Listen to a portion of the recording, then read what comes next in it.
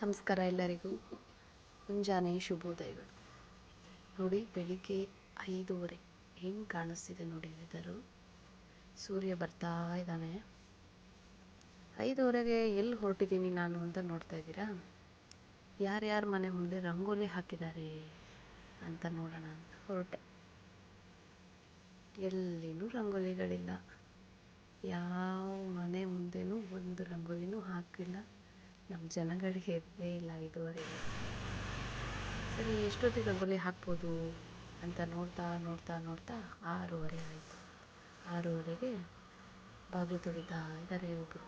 ಸರಿ, ಯಾವ ರಂಗೋಲಿ ಹಾಕ್ತಾರೆ ಅಂತ ನೋಡಿದೆ. ರಂಗೋಲಿ ಹಾಕೋದು ಇನ್ನೂ ಲೇಟ್ ಅನಿಸುತ್ತೆ. ರಂಗೋಲಿ ಹಾಕೋಕ್ಕೆ ಅವ್ರು ಆಚೆಗೆ ಬರಲೇ ಇಲ್ಲ. ನೋಡಿ, ನಮ್ಮಲ್ಲಿ ತುಂಬ ವಿಧದ ರಂಗೋಲಿಗಳಿವೆ. ನೋಡ್ತಾ ಇರ್ಬೋದು ನೀವು ಸ್ಕ್ರೀನ್ ಮೇಲೆ ಎಷ್ಟು ವೆರೈಟೀಸ್ ಆಫ್ ರಂಗೋಲೀಸ್ ಬರ್ತಾ ಇದೆ ಅಂತ.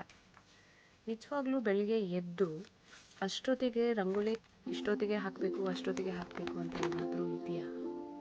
ಯಾಕೆ ರಂಗೋಲಿಗಳನ್ನ ಹಾಕ್ತಾರೆ? ಏನಕ್ಕೋಸ್ಕರ ರಂಗೋಲಿ ಹಾಕಬೇಕು? ರಂಗೋಲಿ ಹಾಕೋಕ್ಕೇನಾದರೂ ಸರಿಯಾದ ವಿಧಾನ ಇದೆಯಾ? ಇದ್ದರೆ ಅದು ಏನು? ಚುಕ್ಕಿ ರಂಗೋಲಿ ಹಾಕ್ಬೋದಾ? ಎಳೆ ರಂಗೋಲಿ ಹಾಕಿದರೆ ಒಳ್ಳೆಯದಾ? ಬಣ್ಣ ತುಂಬಬೇಕಾ ರಂಗೋಲಿಗಳನ್ನ? ಅಥವಾ ಕೆಮ್ಮಣ್ಣುಗಳಲ್ಲಿ ರಂಗೋಲಿಗಳು ಹಾಕ್ತಾರೆ, ಆ ರೀತಿ ರಂಗೋಲಿಗಳು ಹಾಕೋದು ಒಳ್ಳೆಯದಾ?